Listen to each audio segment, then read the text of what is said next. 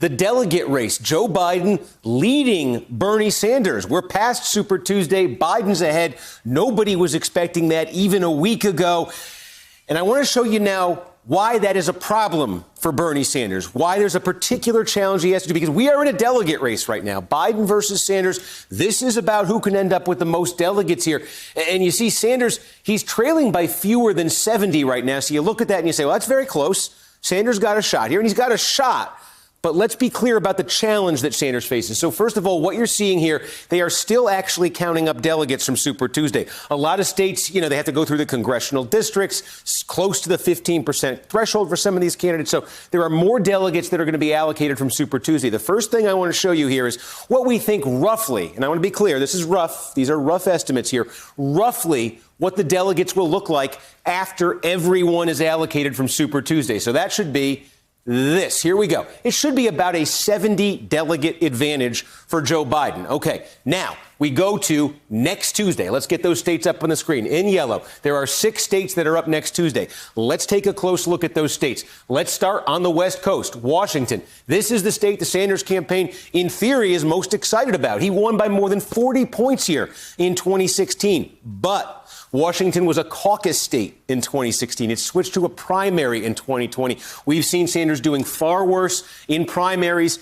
than caucuses. Washington, in fact, had a non-binding primary in 2016. In addition to those caucuses, Sanders didn't even win the primary. He only won the caucuses. The delegates then came through the caucus. This time they come through the primary. So let's say Sanders wins Washington. There's a poll out today that has Biden up by a point. Let's say that Bernie Sanders gets a narrow win in Washington. Let's also say he gets a win in Idaho, another state he won the caucuses huge in 2016, has switched to a primary. But we'll say, we're trying to give you a scenario here where Sanders wins where he can win, just to show you what the delegate math would look like. Not a prediction here. But let's say Sanders gets Idaho as well. North Dakota, they were a caucus state. They're basically a primary state this time. Again, let's give Sanders a win there. Just trying to show you the math. Let's look at Missouri. This state was like 50-50 Clinton-Sanders in 2016. We're going to say it's razor thin again. Let's look at Michigan. Sanders got that win in Michigan last time around. He's pulling out all the stops to try to get it again.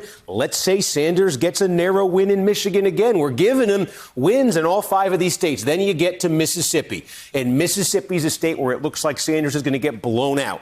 It's going to get blown out because his support with black voters is so small, especially in the Deep South. Next door in Alabama last week, Sanders lost 63-16. In Mississippi in 2016, Sanders lost 83-16. Very likely you're going to have something like that happen again. So we're saying Sanders competing very well in these states, winning these states, getting blown out in Mississippi. Now, look what this does to the delegate math. It takes Biden from up 70. And on the strength of that huge win in Mississippi, this is what happens. Biden stays ahead. Look at that, 71. He's now up 82. Biden's lead increased. That's the reality of delegate math in a one-on-one race. If you're losing states narrowly, you're not losing a ton on delegates. If you're winning states big, you're gaining big on delegates. Now take a look here. Let's advance it. Let me get this off. This is the 17th. Victoria was talking about this. The polls have been brutal for Sanders in Florida. Brutal. Let's say he lost it by 30-plus points in 16. Let's say it happens again. His campaign says they've attracted new Hispanic support. Let's say he wins Arizona by 10. Let's say Illinois was a close state in 16. Let's say it's a 1-point race. Ohio's a state Sanders lost by 13 in 16. We'll say he loses it by 10. He's winning Arizona by 10, losing Ohio by 10. Illinois is basically dead even, but Florida, it looks brutal for Sanders. This is what happens to the delegate math. Now Biden's up 173. You see what happens? And then one more here. This is the 17th of March. You go a week later, Georgia comes up. Georgia, everything we're talking about in Mississippi, Alabama, South Carolina, same problem for Sanders. He got buried there in 2016. If he gets buried again, there it is. He's more than 200 delegates behind. In a one-on-one race, very hard to overcome 200. So that's the problem for Sanders. It's the states where Biden can blow him out. Sanders has got to find a way to change those dynamics, or he's got to find states where he can blow Biden out. And it's tough to see that right now on the map.